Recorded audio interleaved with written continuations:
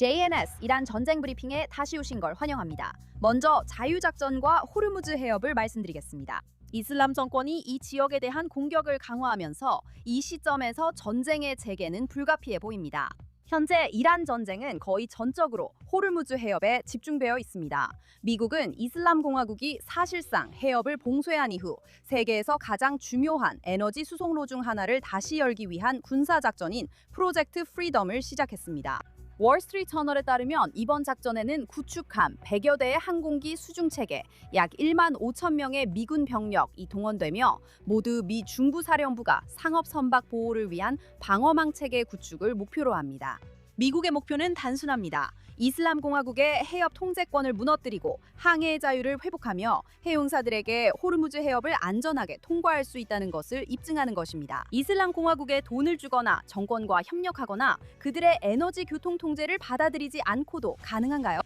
현재 국제해양법을 포함한 국제법에 따르면 호르무즈 해협은 국제 수로입니다. 그리고 이슬람 공화국은 그 통행을 제한하거나 요금을 부과하거나 통과를 조건부로 할 법적 권리가 없으므로 그들의 행동은 명백한 위반이며 악의적인 행위의 추가적인 증거입니다. 이슬람 공화국은 반대로 요구하며 테헤란은 해협 관리에서 역할 인정을 원합니다. 그들은 제재 해제, 동결 자산의 해제, 그리고 전쟁 배상금을 원하면서도 계속해서 해협에 대한 통제권을 협상에서 지렛대로 사용하고 있습니다. 보도에 따르면 이슬람 공화국은 통행료를 부과하고 선박 통행을 제한하려는 시도도 했으며 이를 통해 에너지 흐름에 대한 통제력을 더욱 강화하고 있습니다. 월요일에 그 대치는 실제 교전으로 번졌습니다. 이슬람 공화국의 군대가 미사일, 드론, 소형 보트를 이용해 해협에 있는 미국 군함과 상선에 발포했습니다. 미국 중구사령부는 최소 6척의 이란 고속 공격정을 파괴하고 미 해군을 향해 발사된 여러 미사일을 요격하며 대응했습니다. 미국 구축함 2척과 상선들이 프로젝트 프리덤의 일환으로 해협을 통과했습니다. 이 프로젝트는 미국 보호 아래 세계 해운 재개 가능성을 시험하는 사례입니다. 이슬람 공화국은 한국 관련 선박 등 선박을 직접 공격했으나 선박은 손상됐지만 인명 피해는 없었습니다. 다음은 걸프 지역 공격과 에너지 전쟁입니다. 이 모든 일이 벌어지는 동시에 이슬람 공화국은 공격 범위를 호르무즈 해협 너머로 확장했습니다. 아랍에미리트는 이슬람 공화국이 발사한 순항미사일과 탄도미사일 15기, 그리고 드론 4기를 자국 방공망이 대응했다고 밝혔습니다. 드론 공격 중 하나로 후자이라 석유산업지구에서 화재가 발생했고 3명이 부상을 입었습니다. 아랍에미리트의 에드너그와 관련된 유조선도 공격을 받았습니다. 후자이라는 무작위 표적이 아닙니다. 이곳은 호르무즈 해협을 우회하는 드문 주요 에너지 수출 경로 중 하나입니다. 그리고 이슬람 공화국은 그곳을 공격함으로써 대안을 없애고 전 세계 에너지 가격을 끌어올려 국제사회가 자신들이 위협하고 통제할 수 있는 해상로에 다시 의존하도록 만들려고 하고 있습니다.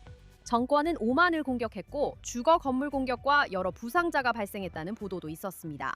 아랍에미리트는 이번 공격을 위험한 긴장 고조로 규정하며 대응 권리가 있다고 밝혔습니다.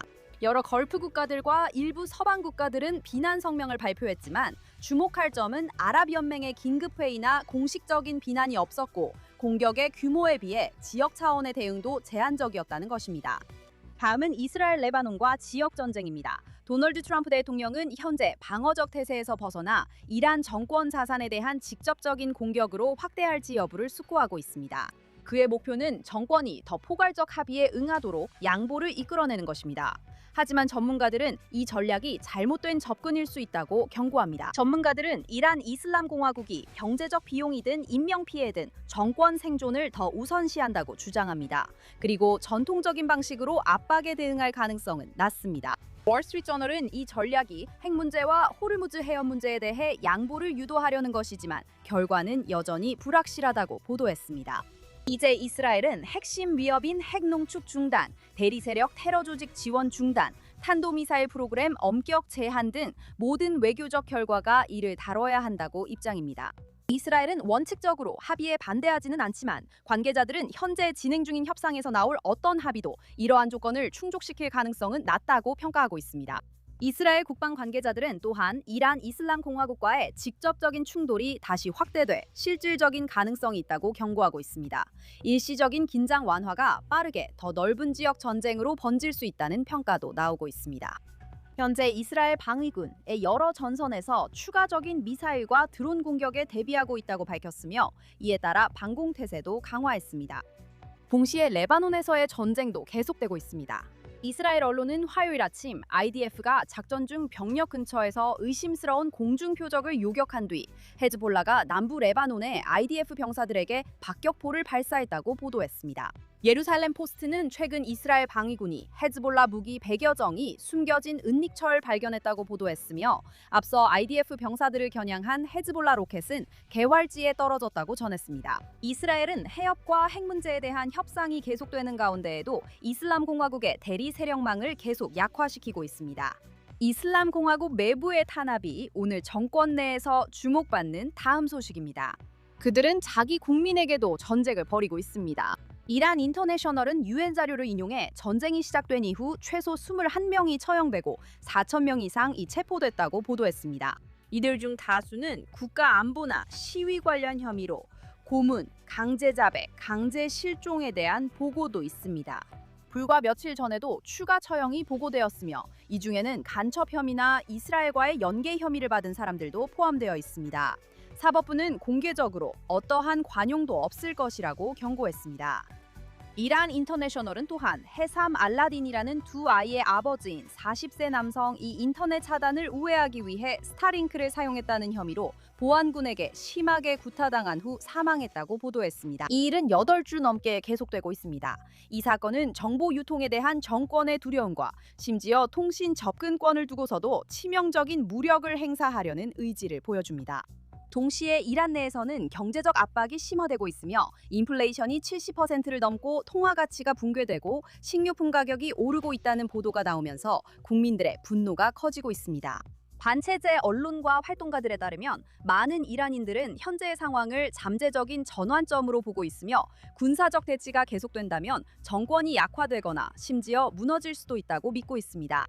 그리고 마지막으로 해외에서의 반유대주의 공격과 정권의 그림자 전쟁입니다. 이 전쟁은 걸프 지역이나 레바논 또는 이슬람 공화국 내부에서만 벌어지고 있는 것이 아닙니다. 해외의 유대인 공동체로도 번지고 있습니다. 이번 주 영국에서 두 유대인이 칼에 찔려 당국이 반유대주의 공격으로 조사 중입니다. 이는 세계 유대인 공동체의 보안 우려를 더욱 키우고 있습니다. 뉴욕에서 여러 유대교 회당과 주택이 하룻밤 사이 반유대주의 낙서로 훼손됐으며 나치 문양과 테러 단체를 찬양하는 위협적 메시지도 포함됐습니다. 동시에 이슬람 공화국과 연계된 하라카트 아샤브 알야민 알 이슬라미아라는 단체가 유럽에서 발생한 여러 반유대주의 공격, 특히 유대인 관련 장소를 겨냥한 방화 공격의 책임을 주장하고 있습니다. 이들은 이스라엘과 서방 모두를 겨냥해 추가 행동을 위협했습니다. 보안 분석가들은 이를 이중 위협 환경이라고 말합니다. 한편으로는 공식적으로 더 넓은 하이브리드 전쟁 전략의 일환으로 운영되는 이란 연계 네트워크와 대리 세력이 있습니다. 한편 선전과 자극적인 수사에 영향을 받은 단독형 공격이 늘고 있습니다. 그 결과 전 세계 유대인 공동체의 안보 환경이 빠르게 악화되고 있으며 관계자들은 지금이 전 세계적인 갈등이 직접적으로 지역 폭력으로 이어지는 위험한 순간이라고 경고하고 있습니다. 오늘 이란 전쟁 브리핑은 여기까지입니다. 에밀리 슈레이더였습니다. JNS를 꼭 구독하시고 이스라엘 현지에서 벌어지는 소식을 놓치지 마세요.